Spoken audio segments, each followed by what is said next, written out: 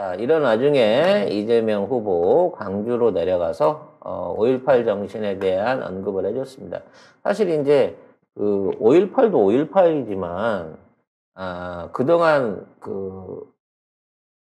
이제 원팀을 이뤘다고는 했지만 그 기저 효과가 좀 안 나타나고 있는 부분이 있었거든요. 약간 그랬죠. 네.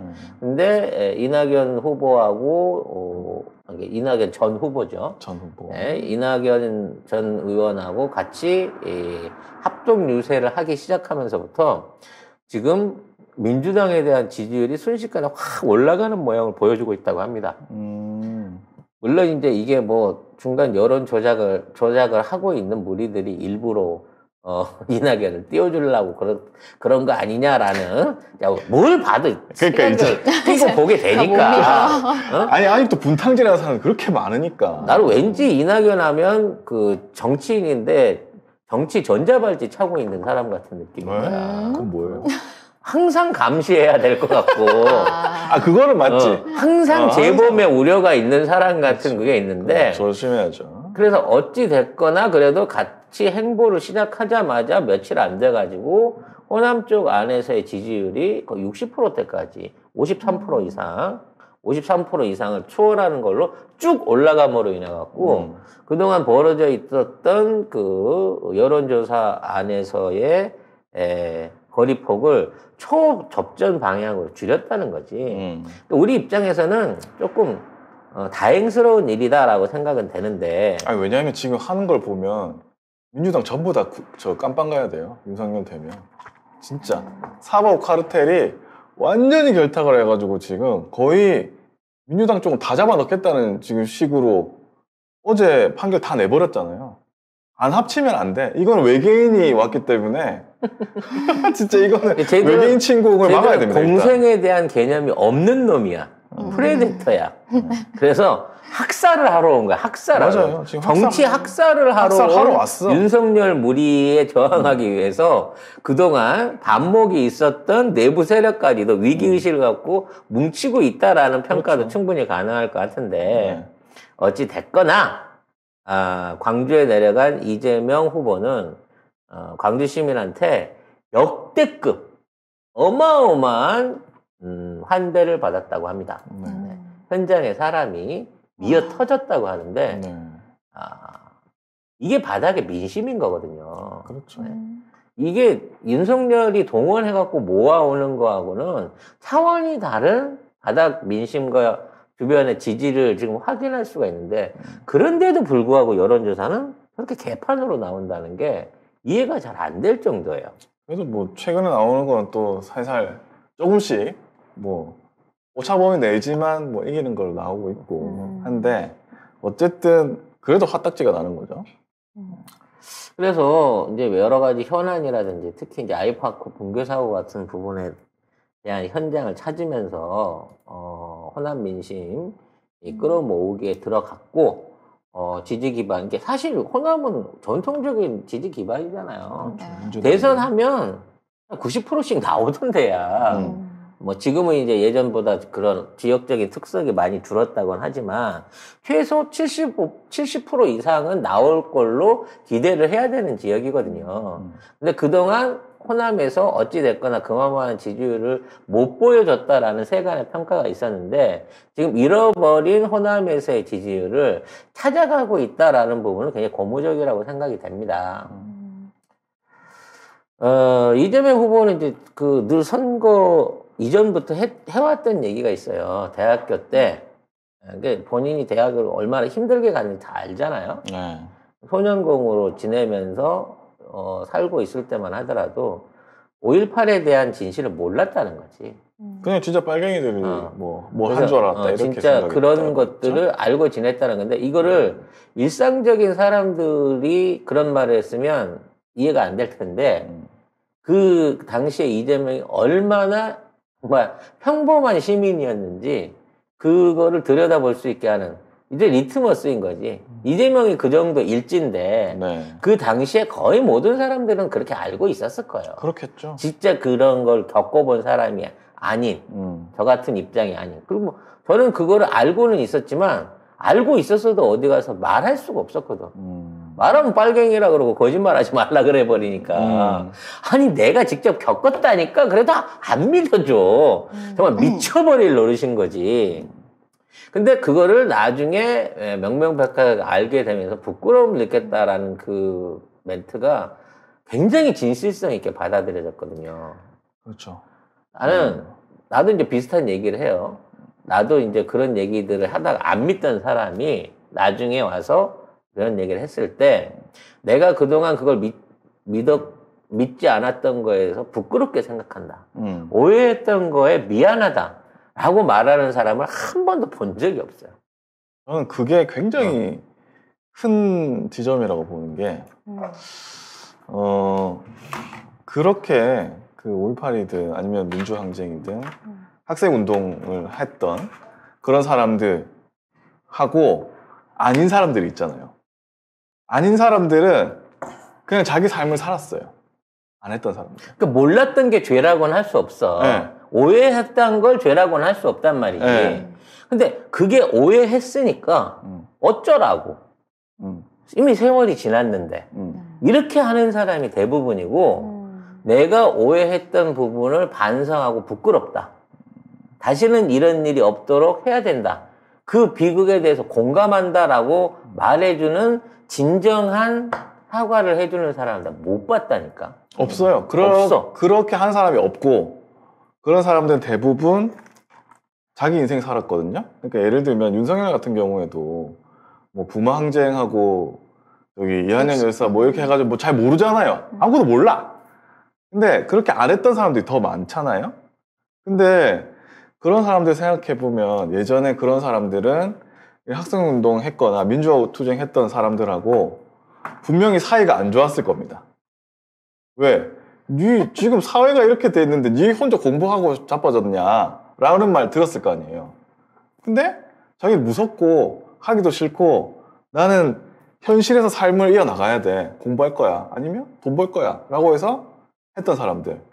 그런 사람들 대부분 기득권이 돼 있거나 대학생들은 지금 기득권, 윤석열 같은 그런 기득권 공부해서 사법고시 들어가고 변호사하고 검찰하고 판사하고 온갖 불법 탈법 다 하면서 호의호식했던 사람들 없죠? 그런 데에 대한 자책감이.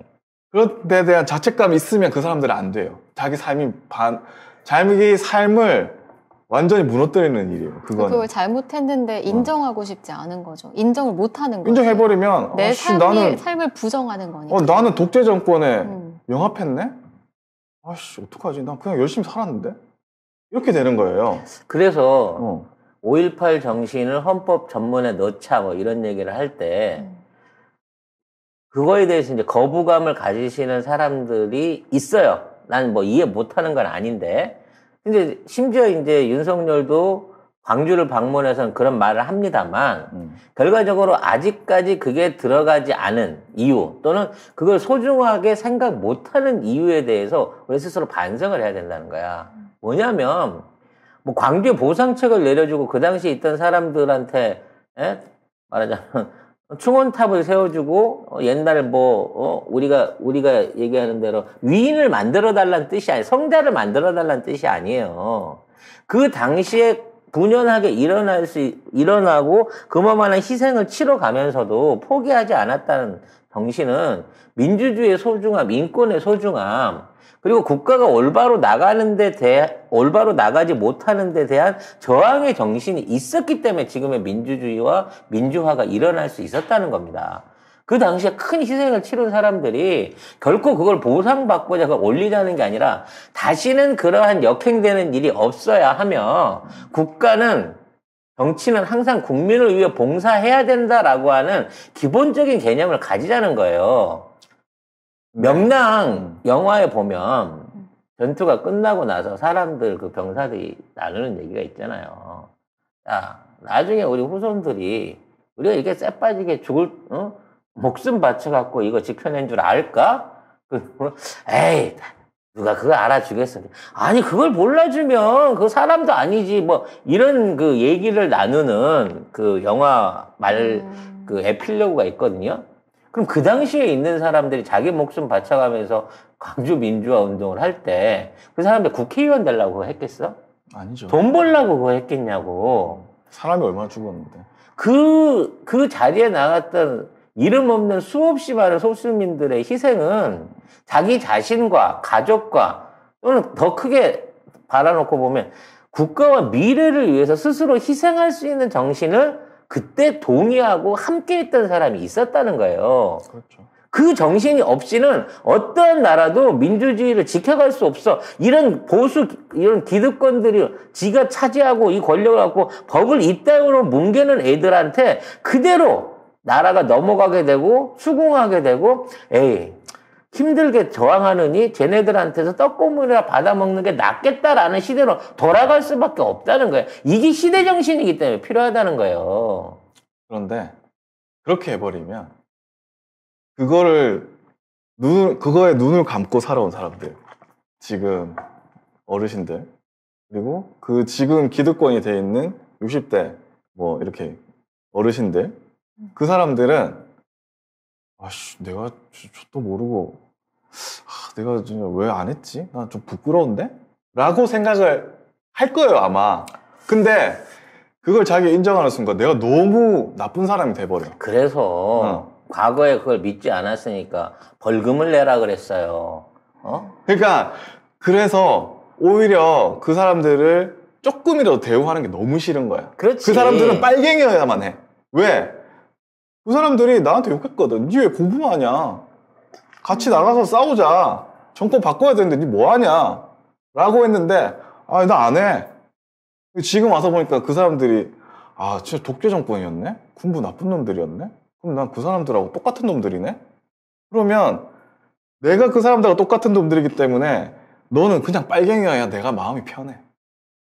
저는 그 마음 같아요. 그래서 그렇게 된 세상이고 내가 그렇게 살았으니까 앞으로도 쭉 그랬으면 라는 차원에서 윤석열을 지지할 수 있지만 그거는 스스로 내가 이 악의 구덩텅이 수렁에 빠져가지고 지금 점점 더 헤어나올 수 없게 가고 있는데 그래도 내가 아직 숨구멍까지 목까지 찰려면 멀었으니까 그냥 지금 이대로 가도 좋아라고 생각하는 거랑 똑같다는 거야.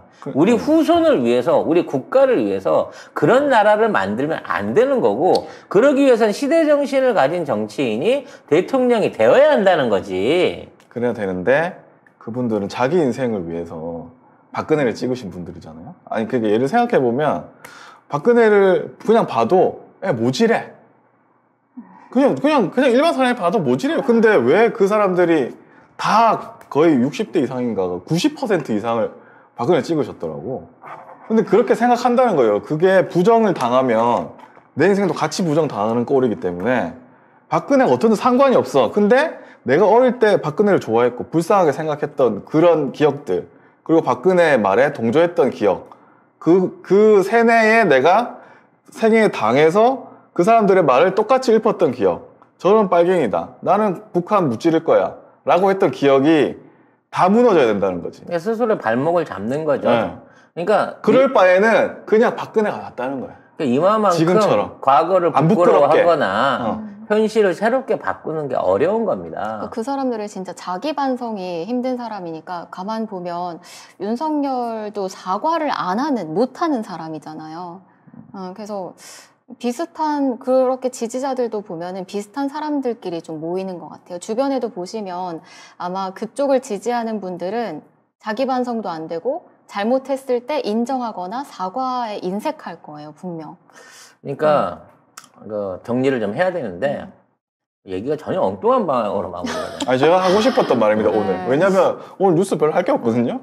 어제 너무 화가 나서 제가 왜 이럴까라고 엄청 생각하다가 분석을. 이런 스스로 네 머리의 분석은 그걸로 나는 거야? 아니 결국에 뭐냐, 조국을 왜 이렇게 싫어하냐. 어제 총장님 저한테 물어보셨잖아요. 그것 때문에 싫어한다고? 자 보세요. 조국 전 장관은 일단 잘생기고 강남 살고 민주화 운동했고 서울대 나왔고 집안도 독립운동가 출신이야.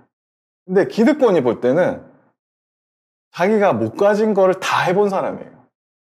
독립운동에다가 민주화 운동에다가 사회에 바른말 하지, 존경받지. 근데 가다 보니까 사법고시도 안 봤는데 사람들이 너무 존경하고 저 민정수석까지 하고 세상에 법무부 장관까지 하네? 나중에 대선 후보 될 수 있다 3위래. 그러네? 야, 나는 그렇게 안 살았고, 나는 비빌거리면서 독재 정권에 항거하면서 살았는데. 비겁하게 살았는데. 나는 어떻게 보면 비겁하게 살았어. 근데 문재인도 노무현도 조국도 이재명도 비겁하게 안 산 사람들이야. 다. 근데 난 비겁하게 살았어. 그러니까 조국은 비겁한 사람이나 불법이나 빨갱이나 범죄자로 만들어야 돼. 그래야 내 삶이 인정받는 거예요, 이 사람들은. 근데 난 이게 제일 무서워. 사돈이 너는 사면 배가 아프다. 이거 대한민국에밖에 없는 얘기거든요. 네, 맞아요. 너랑 나랑 똑같이 50만 원 가질래? 아니면 둘 다 안 가질래? 둘 다 안 가질래를 선택하는 거의 유일한 민족이라는 거야. 그리고 나 안정적으로 50만 원 가질래? 아니면 반반의 확률로 100만 원 아니면 빵원이라고 했을 때 뭘 선택하려고 했을 때 나는 재수없어 빵원 가지더라도 먹고 더블로 가. 이게 가능한 민족이 대한민국 민족이란 말이야. 이런 사람들은 세상에 없어요, 전 세계에. 그러면서도 전 세계 최고의 블랙 컨슈머입니다. 굉장히 세상에 불만이 많거든요. 그래서 나는 여야, 보수, 진보를 다 떠나서 나는 이번 선거 전에, 이번 시대 정신에 나는 이렇게 묻고 싶어요. 정치도 서비스예요. 정치인은 사실 연예인이나 마찬가지고 서비스업에 종사하는 겁니다. 국민이 고용해갖고 국민을 위한 서비스를 만들어내고 그 서비스로 국민한테 다시 봉사해야 되는 서비스 직원이야. 근데 한 사람은 진짜 국민을 위해서 열심히 일할 사람이고 일도 잘할 것 같고 지금까지 일을 잘해왔던 실적이 있고 한 사람은 이건 누가 봐도 망난이고 무식하고 술꾼이지. 일도 못할 것 같고 밤이면 술 먹고 낮이면 점쟁이 시키는 대로 할 것 같은데 이럼에도 불구하고 최고의 서비스를 지향하는 대한민국 국민이 그 정치 서비스를 실행할 권력을 몰빵해서 주는 50의 선택을 놓고 이 상황에서 나는 손해봐도 좋으니까 기분 나빠서 나 지금 이재명이나 문재인이나 조국이 싫어서 나는 내가 이런 손해를 감수하더라도 윤석열을 찍을래 안 해.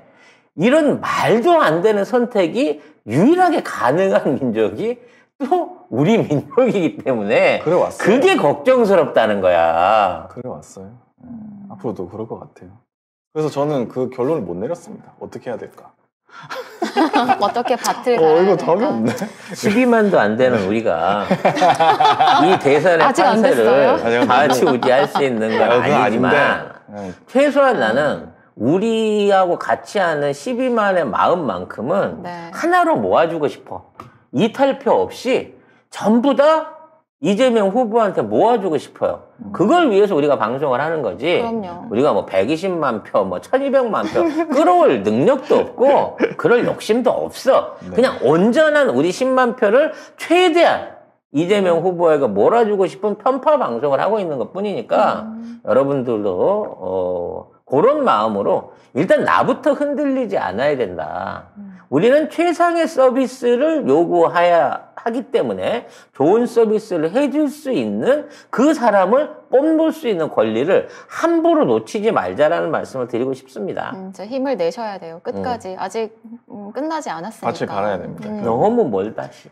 난 지금 오늘이라도 당장, 그쵸? 부재자 투표 진짜 있기만 하다면 미리 찍어놓고 마음 편하게 40일을 기다리고 싶다 진짜. 맞아요.